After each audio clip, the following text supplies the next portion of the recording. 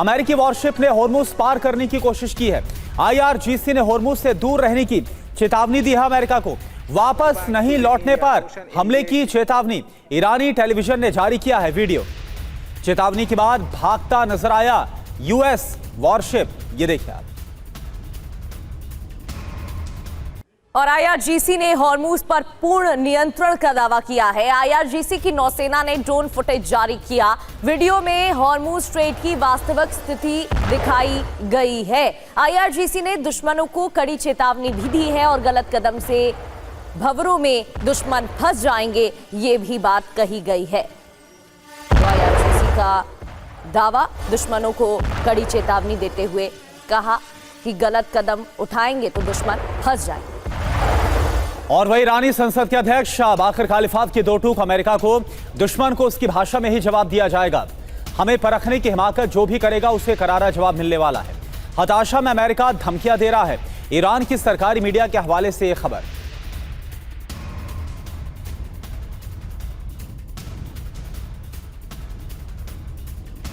और straight of Hormuz पर अमेरिकी राष्ट्रपति डोनाल्ड ट्रंप की कूटनीति, फ्रांस और अन्य देशों का साथ लेने की तैयारी, बारूदी सुरंगें हटाने वाले यंत्र भेजने की तैयारी। ब्रिटेन ने भी हॉर्मुज के खोले जाने का समर्थन किया है।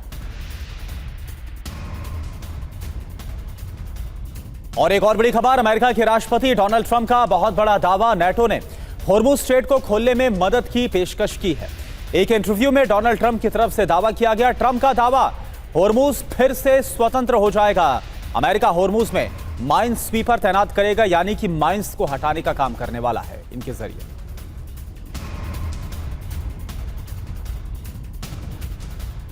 हॉर्मुज को लेकर ब्रिटेन का बड़ा बयान। हॉर्मुज की नाकाबंदी में अमेरिका का साथ नहीं, ट्रंप के दावे पर ब्रिटेन ने बयान देते हुए कहा है।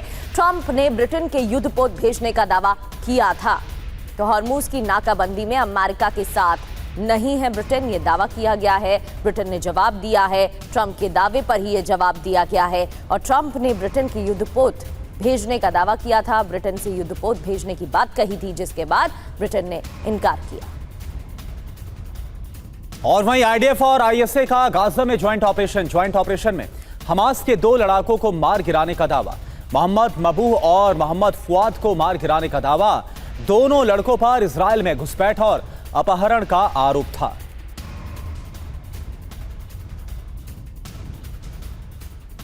वहीं अमेरिका बातचीत फेल होने पर पेजेश्कियान ने पोस्ट किया है। ईरान के राष्ट्रपति मसूद पेजेश्कियान ने नसीहत दी, तानाशाही छोड़कर अमेरिकी समझौते की तलाश कर रहे हैं। तो यहां पर कहा गया है कि तानाशाही छोड़कर अमेरिका को समझौते की तलाश करना चाहिए। ईरान के अधिकारों का सम्मान करे अमेरिका। मसूद पेजेश्कियान का ये पोस्ट आप देख रहे हैं। वार्ता फेल होने के बाद ये पेजेश्कियान की तरफ से पोस्ट किया गया है।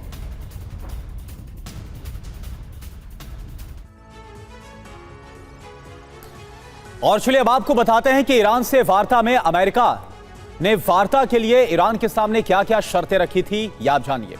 और इसमें है नंबर 1, यूरेनियम संवर्धन को तुरंत बंद करे ईरान, ये कहा गया। नंबर 2, न्यूक्लियर फैसिलिटी को तबाह कर दे, यानी कि वही शर्त जिसको लेकर ईरान कभी भी हामी नहीं भरने वाला। इसके अलावा संवर्धित यूरेनियम वापस करे, डी एक्सेलेशन फ्रेमवर्क स्वीकार करे, ये बात भी कही गई।